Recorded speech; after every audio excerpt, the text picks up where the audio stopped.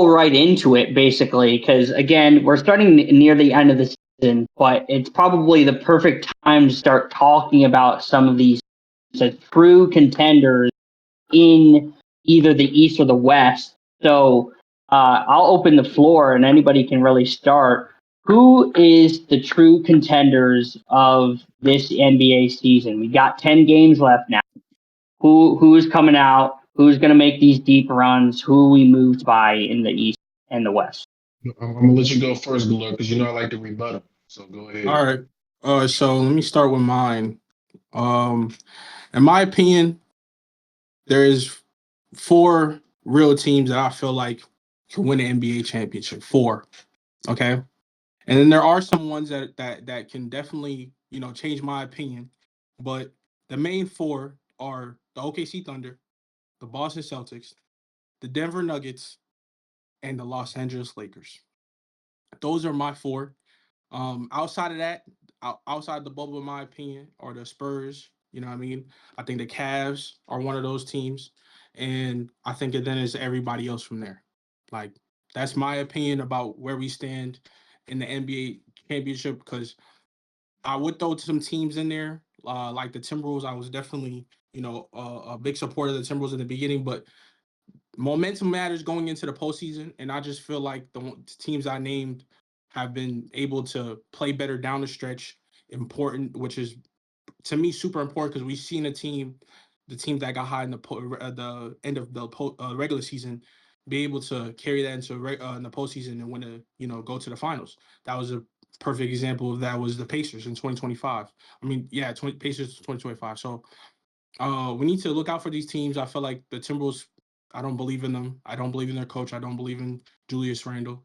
The Spurs are inexperienced, and I'm sure we're gonna talk about that and elaborate on that a bit later. But I'm not a big fan of teams that top four of your five players have never played a single minute in the postseason. That's just too much for me to risk. The Lakers obviously have their holes defensively. They don't have much athleticism.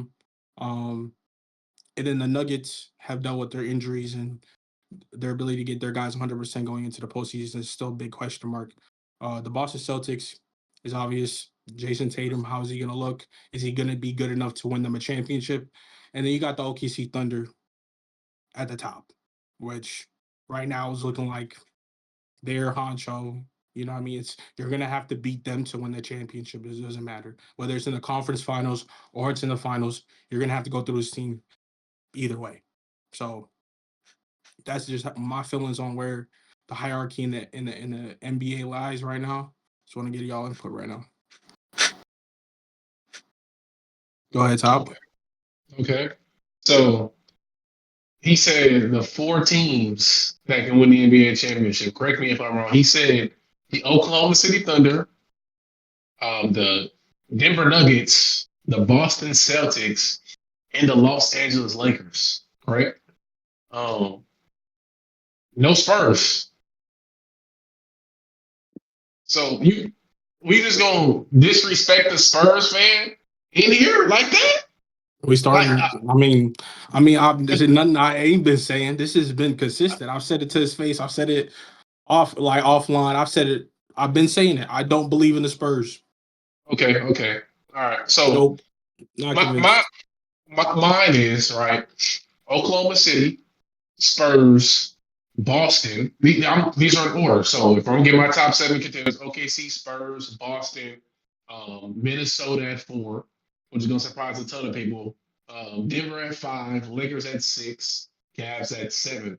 And the reason why I have this in order this particular way is because Oklahoma City is proven that they're the best basketball team in the NBA the totality of the year. They've been one of the most injured teams in the NBA while having the best record in the NBA, while maintaining coming off of that championship run that they came off of last year. And they have the best player in the world in Shai Alexander.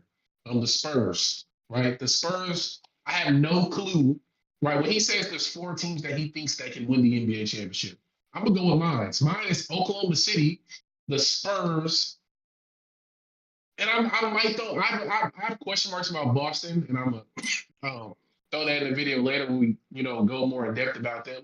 But I'm gonna throw them in there just because I think the East is a little bit better than what we give credit to them for, and I think that they have a chance, even though I think that they're the weakest out of those three teams. I don't think anybody in the NBA has a. There's teams that have a shot, but I don't think they can really legitimately win the championship. But the Spurs, they have some of the best depth in the league, which I think matters the most in any era of NBA basketball. They have one of the, they have one of they dominate the margins as well. They have a 7'5" Frenchman that impacts the game as much as 2012 Kevin Durant, 2016 Steph Curry. We just watched the game today against the Miami Heat where they won by 30 points, and Wembanyama was everywhere on the basketball floor. And this is like, I'm a guy that if you see it on TikTok on my lives before, I wasn't very high on him coming into this season. I thought that he needed a lot to work on, but I changed that approach, right? They have a multitude of ball handlers, and guess what? They're the best matchup against Oklahoma City to anybody in the whole entire NBA. Then you got Boston. When we talk about margins, they do that better than anybody in the league. They take care of the ball. They crash the offensive glass. They're not really great at defensive rebounding, but they take care of a lot of the margins through those areas, the turnovers and in the offensive rebounds. So they get a lot more possessions than you do.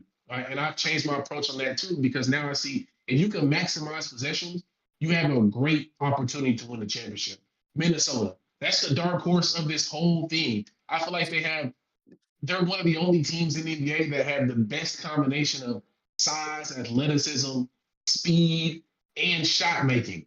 Right? They have a lot of there's not a lot of teams that have a combination of size, athleticism, defense, and shooting. Oklahoma City doesn't have it because they don't have the shooting piece. The Spurs, I mean, kind of, but I don't. They're still kind of missing the shooting piece, in my opinion, because their shooters don't really have the defense and the athleticism that the Timberwolves have. The switchability, right? There's not a lot of good switching teams in the NBA. Going to the Lakers.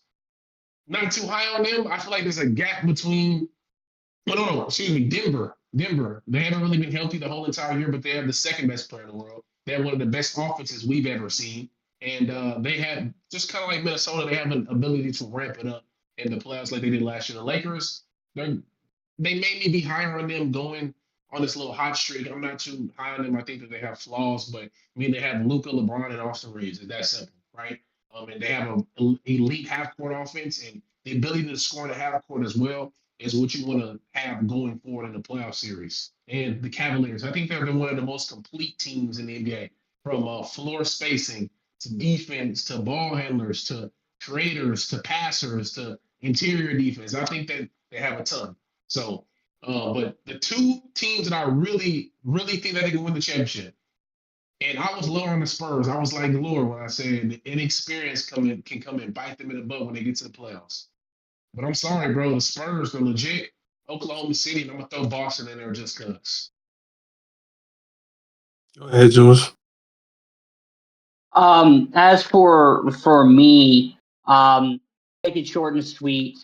I have OKC 1. I actually have Denver 2 as a Spurs fan. Said it perfectly. They have been hurt majority of the year. So has OKC, but OKC's been able to make up for what they haven't had. With the depth that they had, even though Denver would address the depth that they've had issues with last year, they haven't had the same amount of impact. But the two players that had the most amount of impact, funny enough, Peyton Watson and Aaron Gordon.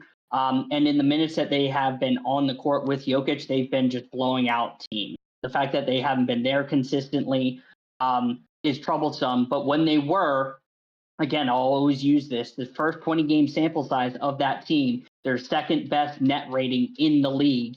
And if OKC wasn't a franchise, they would by far and large be the first net rated team in the NBA. Their offense is just a complete juggernaut, and having good defensive pieces and stabilizing their defense on the back line with Aaron Gordon and then somewhat of a POA with Peyton Watson moves me a lot.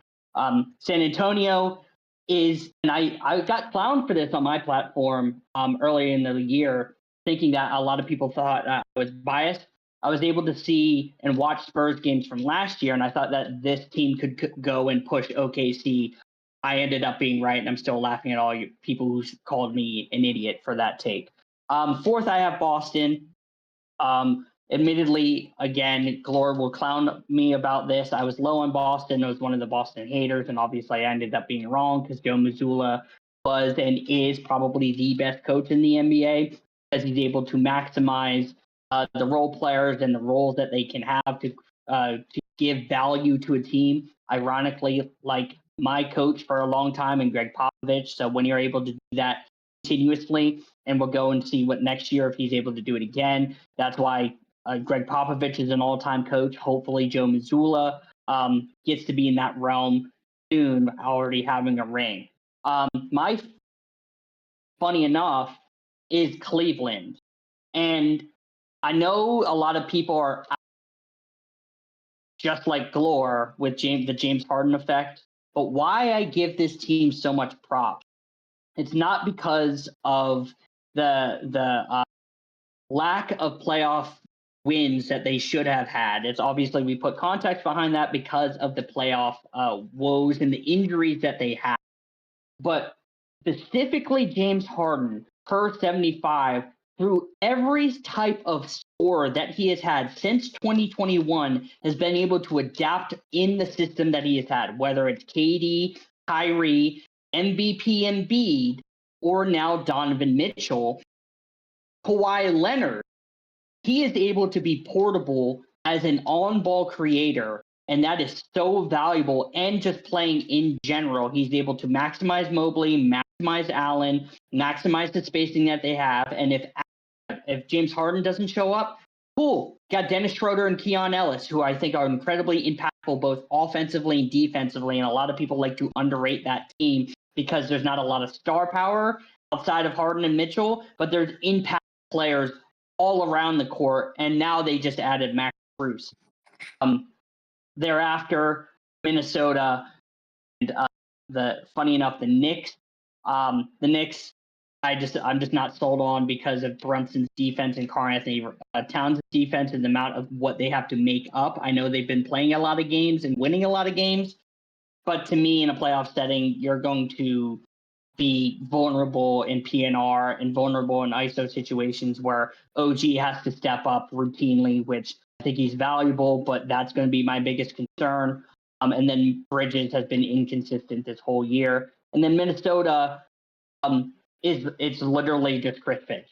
Chris Finch is the reason why they're getting held back. And if they get rid of Chris Finch and get a different mind there to maximize that roster, I would be a lot higher than them. But with the recent, with basically the totality of the season, I just hasn't been there. So I think those are my contenders. Me specifically, again, I just find it criminal that we're not putting San Antonio at minimum top 3 because of playoff experience. That's just disgusting, in my opinion. It's terrible. It's terrible. Well, hold on. Quick question. Why? Hold on. I might be one of the only ones, right? But why are y'all so high on Denver? Gloria, you can act like what? I want y'all both to answer this. Why are y'all both so high on Denver? I know about the net rating and when they're all on the floor and Gordon and Jokic, but why are y'all so high on Denver? Because they have the most dangerous offense when they're hot. It's simple as that. Like Okay. in terms of offensively, when they are all going, we saw that. Like we saw a small glimpse of it in the beginning of the season, right? But I don't think we really got to. Obviously, we didn't get to see it because of injuries, and that is their biggest question mark. There's no doubt in my mind if this team gets healthy in the postseason, they will by far have the best offense.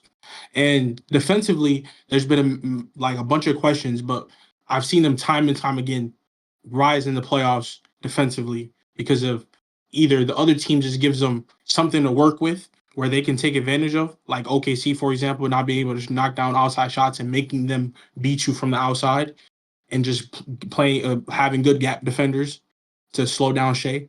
Like they have constantly risen in the playoffs defensively, and I think that we need to acknowledge that. Sometimes So, in my opinion, some teams deserve the benefit of the doubt when it comes to the postseason, and I think they are one of them. I think Okay. I would trust them to get it done in time. Vote for, but yes, your question to the answer to your question is their offense is the best in the league when they're healthy. Point blank. Okay. I know that their offense is the best in the NBA, but you're right. So the Knicks are not in your top 7, right? The what? The Knicks. Fuck no. No. Oh, Jules. The Knicks are not in your top 7, right? Listen. That's why I made. I have them at 7. When Jules brought up Knicks, I was like, bro, we need to know. I'd rather bring up the Hornets. Why can't we talk about the Hornets? I'm for Oh the no. people. Okay. I'm for Okay. the people. We want to see the Let, Hornets on that list. let's go back on what Jules said though, because he said I have the Knicks so low because they have 2 players in the lineup that can't defend. That's Jalen Brunson and that's Karl Towns. It's the same thing for Denver, but y'all don't want to say it. It's the same exact thing. Jokic is his worst defensive season in the last like 5 seasons. Jamal Murray is not a good defender, and like not only that, but they lack ball handling. If we think that Peyton Watson is going to come and just save this team, and just because we see this little stretch that he went on when he was great when Jokic is out, it's not going to be that way. He's going to be another spot up once again when he's playing next to Jokic. What we need to understand though, but listen, there's a big difference though. Listen, here's a big difference. When I look at a team, I'm looking at your weaknesses, right? How detrimental are they to your to winning basketball? And I look at your pros, and I look at what you do well, how you impact the game, what makes you valuable. And the Denver Nuggets offensively, they are the best offense in the league, and that makes up for the defensive lack and Jokic. Okay, so what about the Knicks? Mishaps. And hold on, the Knicks do not make up for what they. But the Knicks are a top 5 offense. No, they're not. They're not a consistent offense. They're going on this fugazi ass run against trash ass teams. That's what they're doing. So for me, Top, you make up very, very good points. However, 2025, when Mike Malone got fired, this is exactly when everybody started to get out on Denver, making past the Clippers. Their defenses fell apart. All this kind of stuff.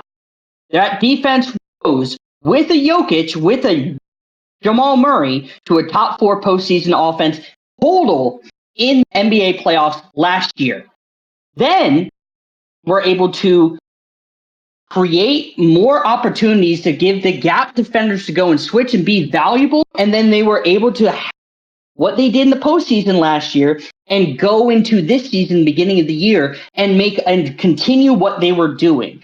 But I give you full credit. Absolutely. They are 2 non-defensive players that can get it taken advantage of. However, a Brunson and Cat-led offense doesn't give me what a 136 offensive rating with Murray and Jokic.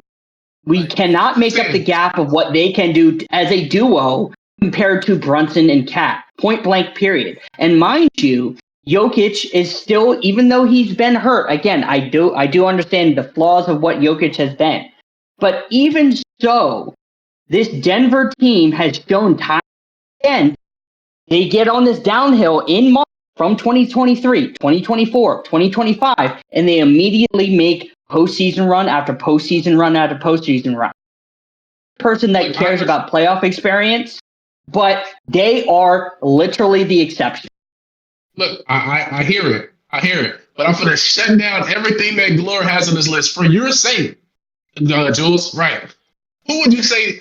Right. So Oklahoma City, we know, is the team to beat in the West. Right. They're coming off the NBA championship. We know that they, according to me, they are the best player in the world, top 3, however you want to put it. Right.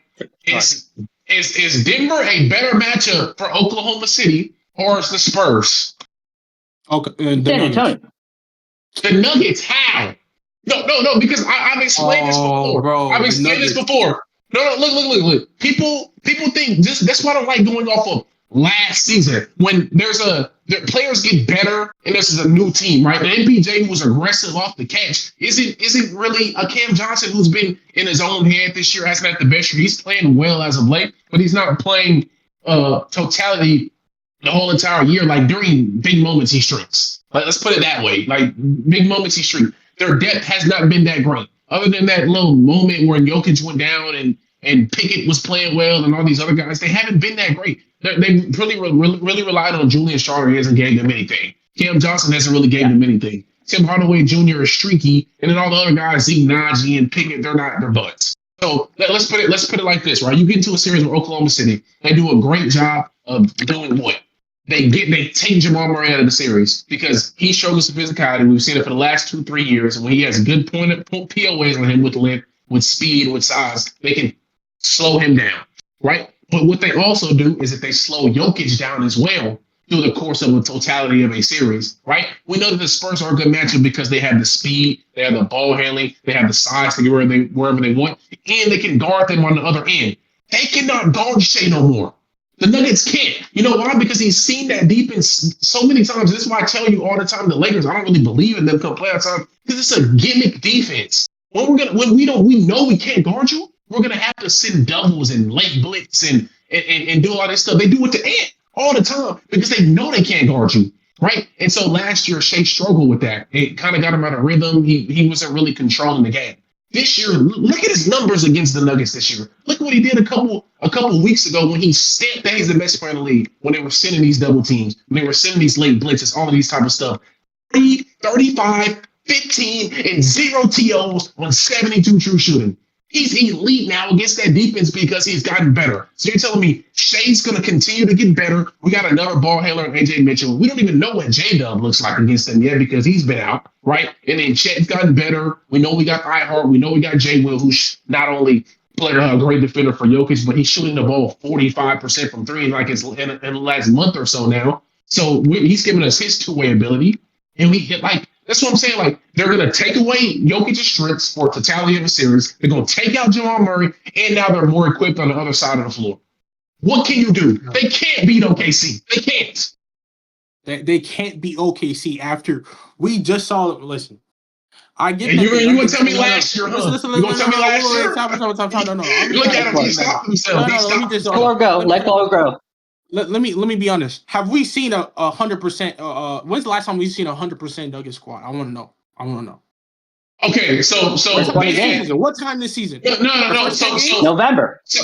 November. Okay, no, McGlure. So a few weeks ago, right? They had everybody except Peyton Watson, but Shea was missing. Chad, he was missing. He had no bigs but J. Will out there, and they still won. They're still. So we think Peyton Watson will save the day? Listen. Here's the point, though. I'm coming from a place where I acknowledge they're vulnerable because Jamal Murray got re-injured even though he's been on a tear. He got re-injured. Then we got to worry about Aaron Gordon still on minutes restriction. Then you got to worry about Jokic. He's coming back from injury and he's been on a slump, right? Cam Johnson still on the shooting slump. Christian Braun came back from injury and Peyton Watson just came back. Those are literally your rotate. That's your main rotation pieces. This is not some 7th and 12th guy on the bench. And I think, in my opinion, we've seen this from them. This happened. Similar things happened last year, where they lost Aaron Gordon for some time. They lost Jamal.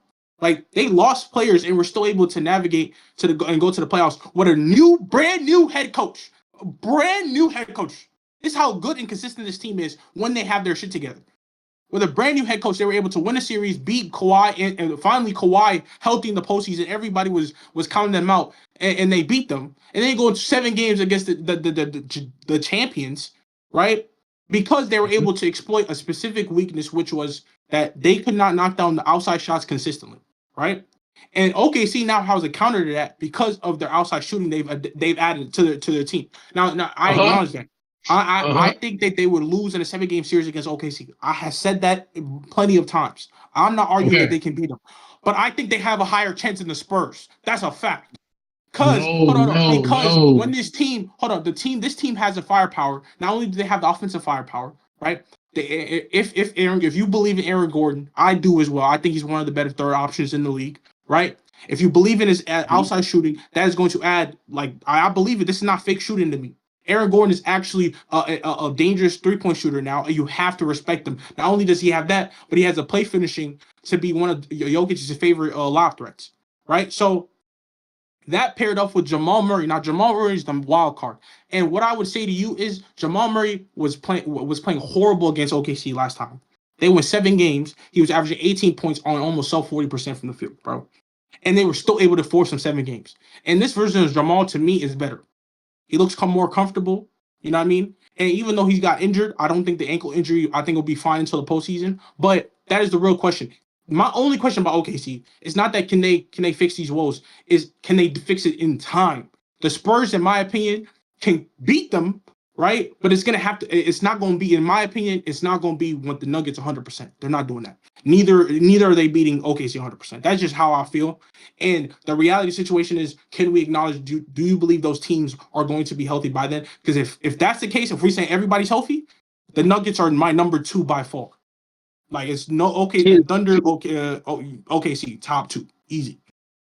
To segue, I think there are a couple dark horse teams in both East and the West that can upset these top end teams from the East